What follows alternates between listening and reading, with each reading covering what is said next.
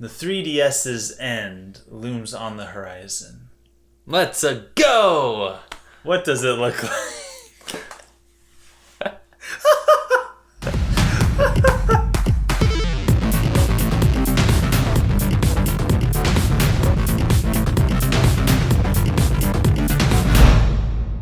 The 3DS, yeah, it's ending. Debuted in 2011. To me, it seems like it's had a surprisingly long lifespan. Yeah.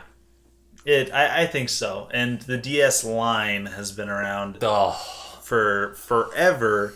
And so... You done with two screens? I think everybody is done with two screens. All right. And we know that right now Nintendo's marketing it as like the cheaper option or the children's option. What if our generation of children grew up like this because of DS line? Yeah, or we're gonna all be... There's gonna be a new disorder. Right. Like, grandpas are gonna all look like this. Why does that grandpa have both of his eyes looking forward? He's Amish, son. Okay. I predict that one of the last games will be Kid Icarus Uprising 2, or Kid Icarus sequel name here. Re-Uprising. Yeah. Because Sakurai's been quiet for a long time. I mean, Smash Bros. Came out at the end of 2014. That guy... He's not homeless. He's not jobless. No. He's been working on something. And the Kid Icarus game was well received in so many aspects. It was a great return to the franchise. It had really fun voice acting. Mm-hmm. It had good level design. The only criticism it got pretty much controls. was the controls, because this was an original 3DS game, so you had to get like the boat accessory for the second stick. Now we've got new Nintendo 3DSs and 2DSs with C-sticks. Perfect home for a new Kid Icarus game.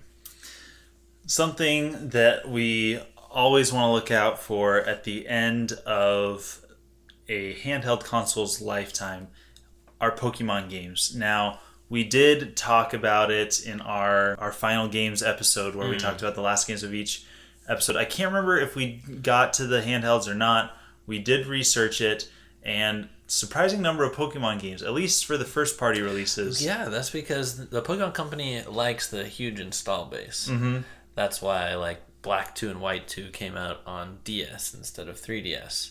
And that's why their next game, Ultra, Sun, and Moon are on 3DS and not Switch. It's because they can really sell a lot of copies. Yes, and so whether Ultra Sun and Ultra Moon are going to be signaling the end of the 3DS's lifespan, we don't know exactly when it's going to end. We know that they're kind of letting up on it. I mean, Switch is both a mobile and home console. We got to start talking about the 3DS going away, and so if this could be the last Pokemon games, maybe there's going to be some other Pokemon game that ends the 3DS lifespan, but whatever it is, I'm sure Pokemon's going to be there.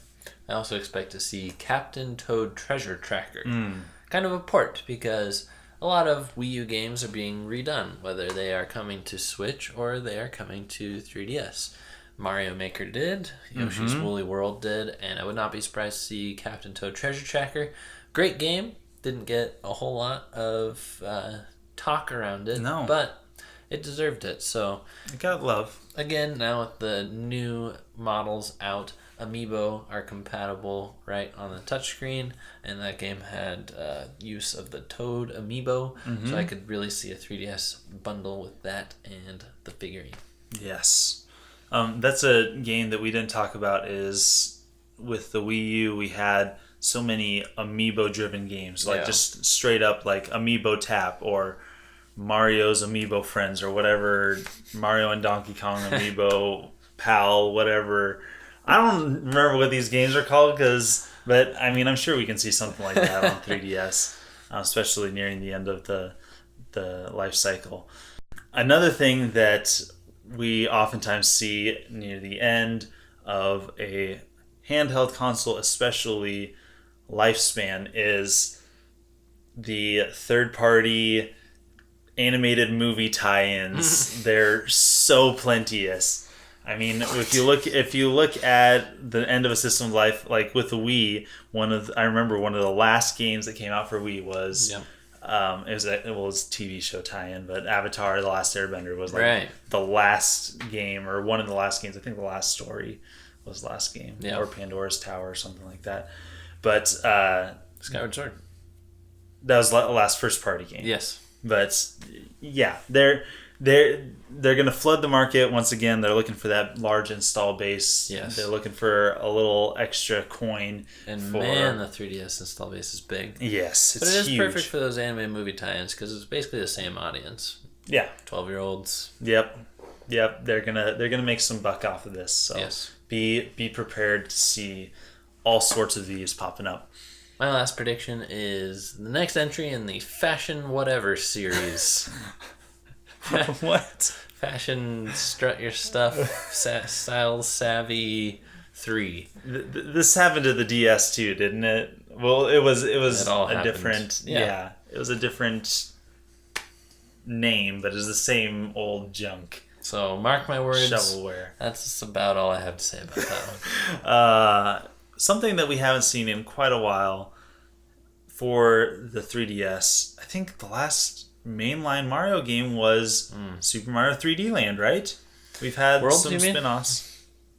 No, 3D World. Sorry, you're talking about handhelds? Handheld. Yeah, it's been 3D Land. Yeah, it's been a while, so a long time. Maybe they'll send off. Usually they don't do that. Usually they start off a system, and in the middle they do it. But we haven't seen it for so long. Right. I don't know. I'm gonna just throw that prediction out there. Maybe they'll send off the 3DS. Maybe even kick off some sort of new mobile trend at the same time. We don't know. I predict that we'll see Mario soon because we haven't in so long. All right, we each gave 3 predictions. Let's see who's righter. Yes, we will. See who's more correctest. Thanks for watching, and thank you for being a part of the crew. Don't forget to share this video with your friends to plant a flag in the deadness of the 3DS. Not that we wish it to die totally, but I mean it's been a long time. It's had a good life. It's time to end it. See you guys next time. Signing out.